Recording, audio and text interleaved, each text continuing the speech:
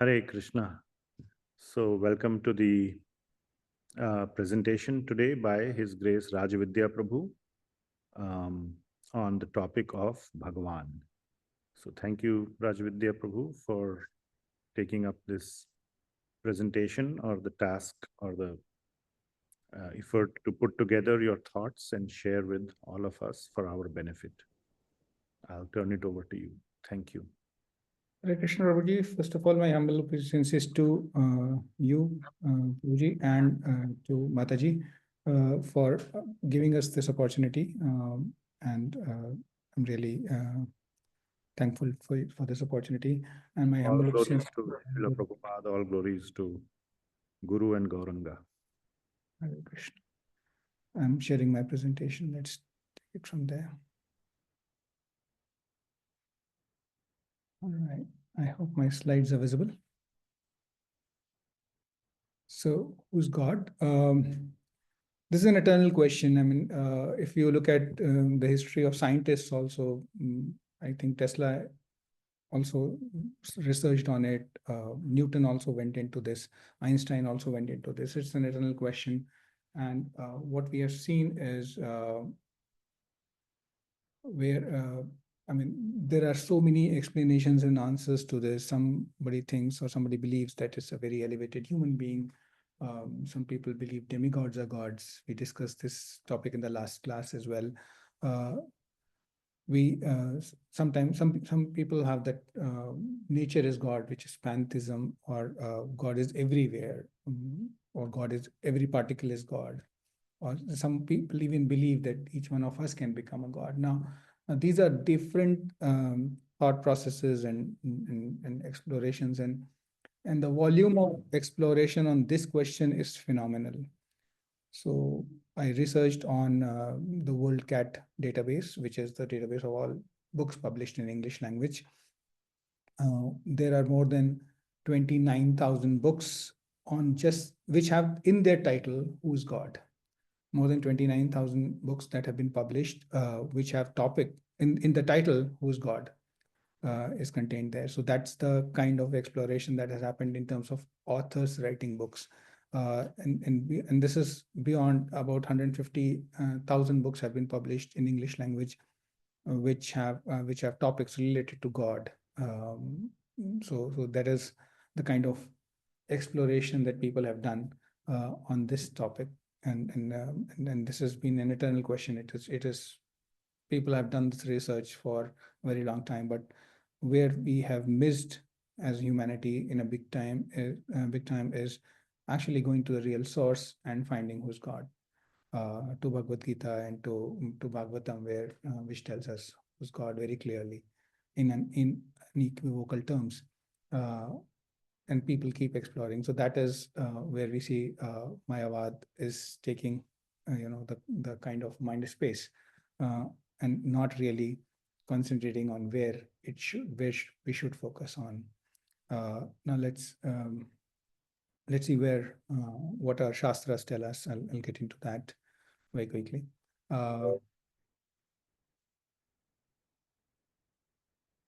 So what does Brahmaji have to say? Brahmaji says Krishna is God, which in his Brahma Samhita, which was referred to the previous speaker as well. Ishvara Parma Krishna Sachidanand Vigraha Anadir Adir Govinda Sarva Karana Karanam.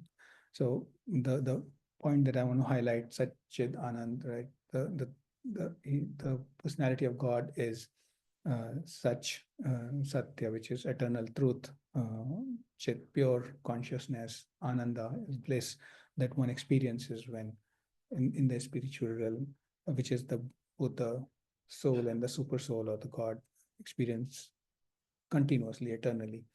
So that is Sachidanand, that is God, that is Krishna.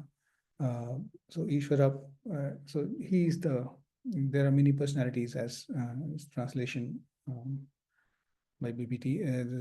There possess multiple there are people who possess qualities of God, not all the 64 qualities. And there's a lot of depth. This particular verse has a lot of depth. There are 64 qualities that have been discussed in Bhakti Rasamrita Sindhu.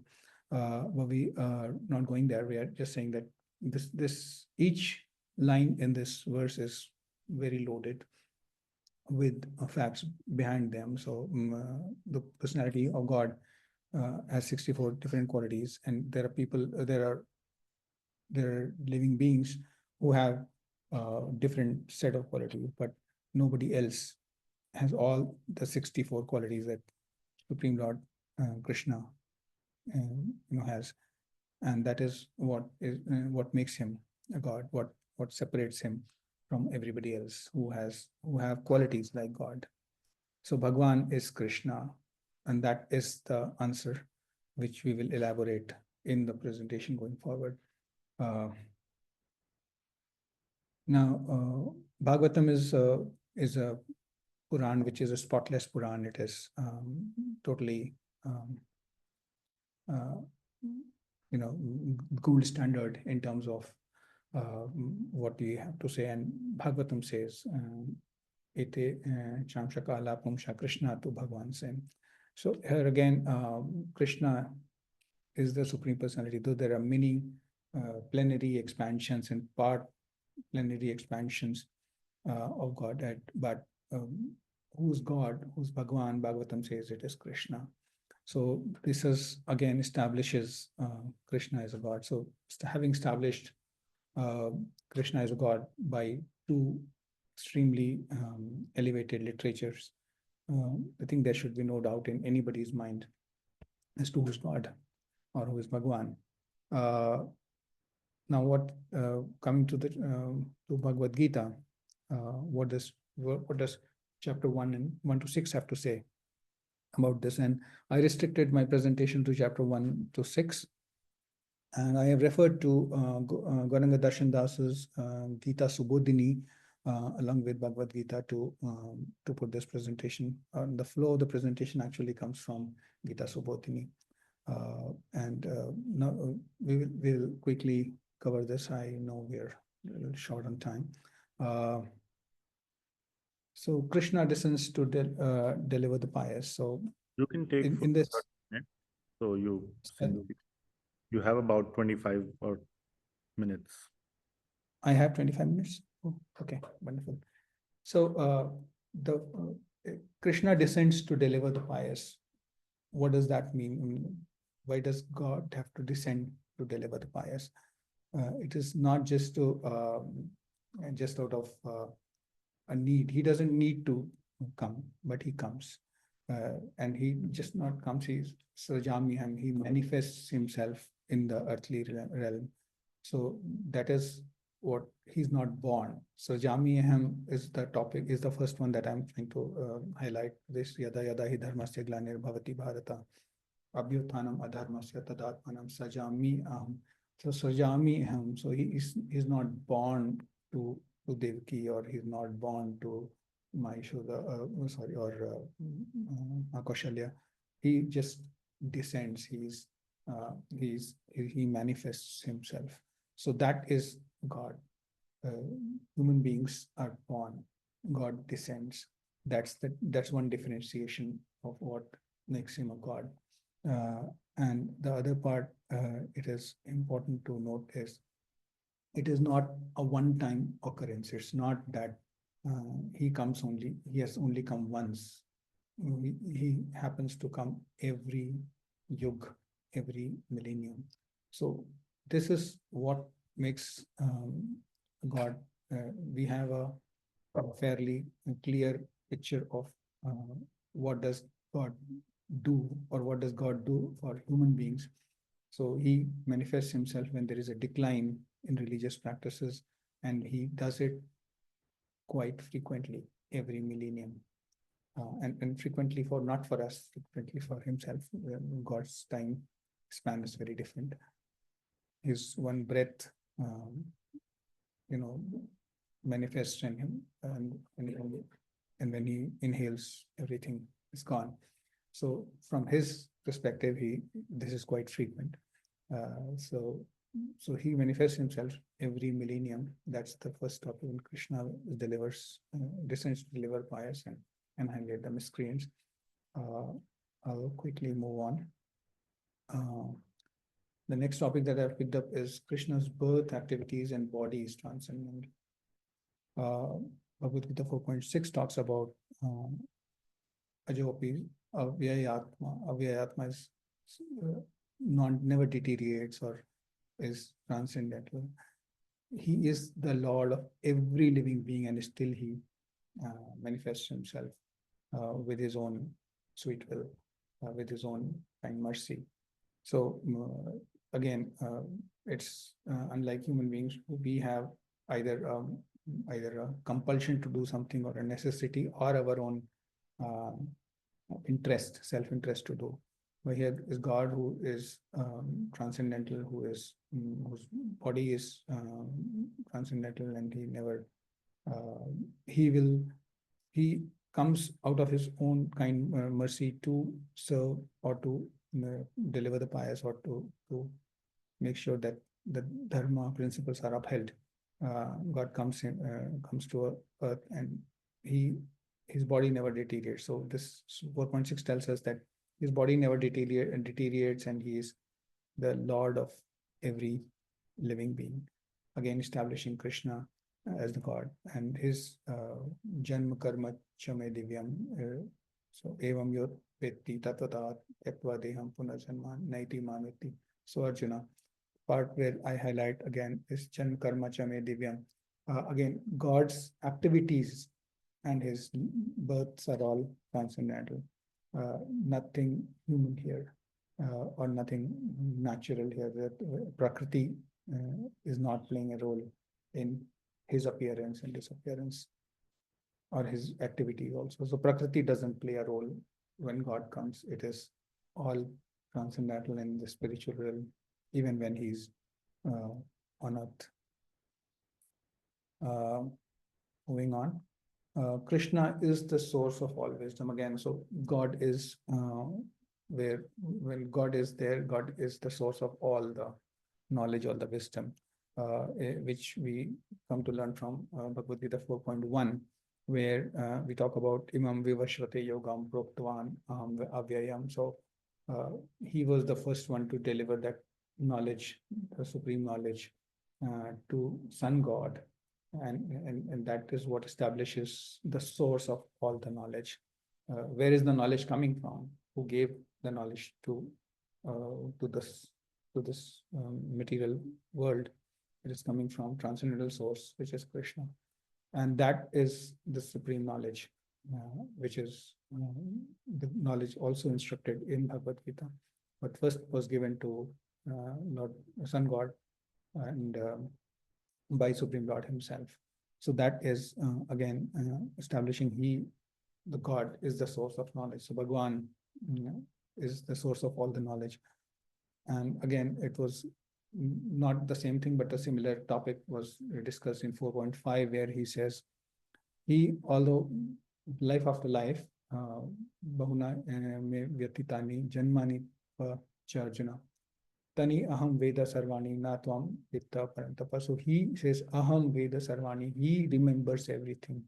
He knows everything, he remembers everything, not just the past or present and the future.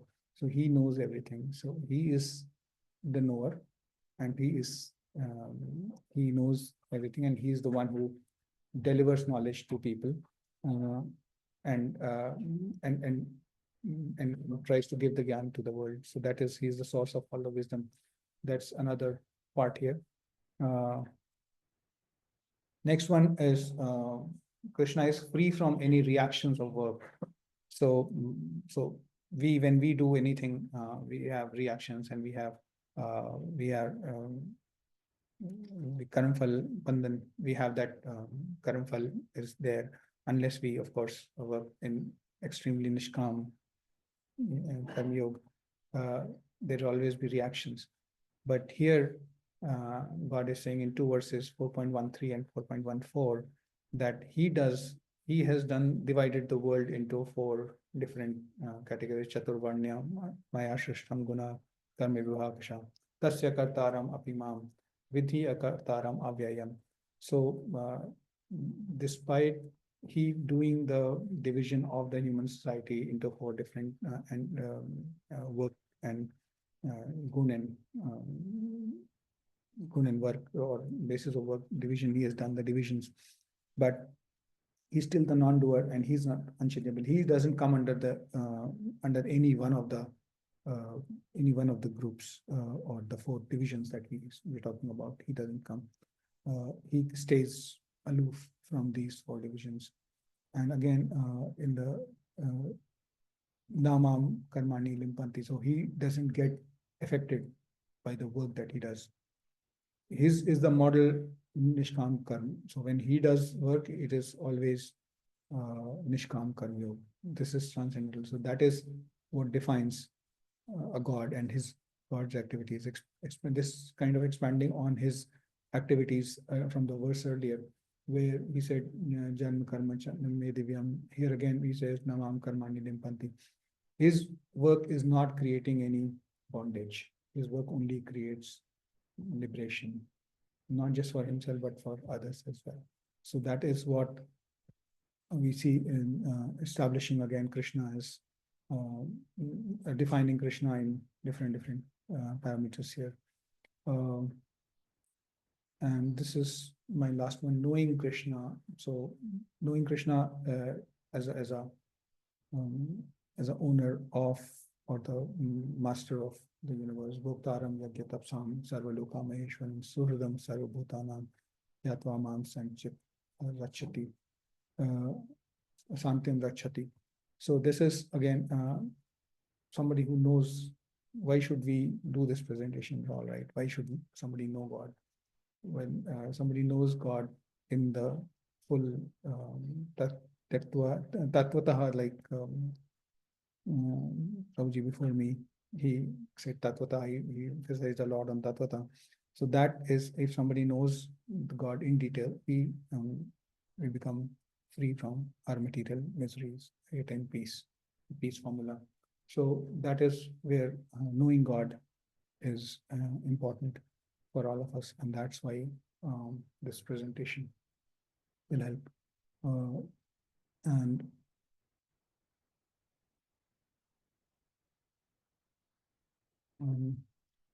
knowing Krishna, this was just the beginning actually. We have done only chapter. My sources were only chapter from chapter 1 to 6, and whatever I could fit in 20 minutes, leaving some time for questions and answers. So, but I would love to, given an opportunity, I would love to do this presentation again from when we do the student presentation for chapter 7 to 12, because that is where the real definition of God comes into play. But this was also very interesting research that we did. I mean, I was trying to do a lot of finding where definition of God is and where definition of who God is, who's not God. And a lot of verses lie in the chapter 7 to 12. So I would really appreciate if I given an opportunity to do that presentation. Thank you. I'm open to any questions that we have. Wonderful. Yeah, devotees, please, if you have questions or comments, please share or please ask.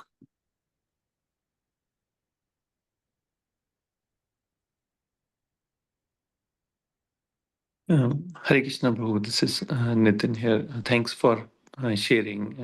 It was good to see the outside perspective also. I think you tried to research from other sources outside the books which ISKCON devotees and senior leaders and Prabhupada and others have written, to see what is outside world looks at it. So that was good to know, and I think that's very crisp presentation. And also I like you restricted it to first 6 chapters and go deeper on those. So thanks for sharing. Hare Krishna. Thank you. Yes, anyone else? Hare Krishna, Prabhuji, the first slide that you have mentioned, who is God? And there are a lot of other questions or concepts or others' perspective, right? You presented everything in that one slide. It's very nice. By seeing that one slide, we get all different questions, really. Thank you, Prabhuji. Krishna Mataji, that slide actually, I had a very long explanation, but I restricted it. I thought we'll have to end by 7:30. That was under this assumption. But that slide has, I mean, if you look at the kind of work people do, Mayavadis actually, just to define what God is, but they do not go to the right source. That the point that I was trying to drive there was simple. Although we have all these concepts, but they are not worth thought also. The point is the definition is very clear, and it's important for us to accept the definition and not just go and do mental speculation and go and try to define God. We are no one. We don't have the right equipment to define God. Thank you. Thank you for sharing all your thoughts and knowledge. Hare Krishna. Thank you. Anyone else?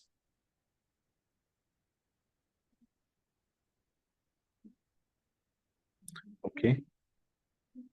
So yeah, I really liked your presentation, Prabhuji. And yes, absolutely. We will have student presentations in every module. So as long as devotees are interested to, there are at least some devotees who want to do student presentations, the opportunity will be there. So please, yes, you can start preparing even now itself. And the topics you can choose. I mean, I suggested several topics to kind of help, because sometimes, devotees could get stuck. Okay, what should I speak on? But if you have your own favorite topic to speak on, that's best. Then you can speak on something which you chose and which you like. So yes, that option is available. I also liked your first slide, and I liked your presentation, and I was kind of pleasantly surprised that you chose to restrict it to chapters 1 to 6. And still you were able to bring out so many wonderful points about who is Bhagwan from just the first 6 chapters. I mean, Srila Prabhupada does give a very nice, deep explanation of who is Bhagwan in verse number 2.2. That's the first time when the word Bhagwan is used. Shri Bhagavan Uvacha. And those are the very first words of Lord Krishna that are spoken in the Bhagavad Gita. So there, Srila Prabhupada writes a nice essay on Bhagwan. So, yeah, I'm sure you read that. And Srila Prabhupada has mentioned Ishvara Parama Krishna there, and you took that verse and also the Ete Chamsha Kalapamsha. So everything, yes, you referred all the perfect resources, the sources, put together a very nice presentation, and were able to bring out fairly clearly who is Bhagavan, even though that's not the main topic of the first 6 chapters. The real treatment of that happens in the next 6. So thank you for a very well, hard presentation, but very nicely done.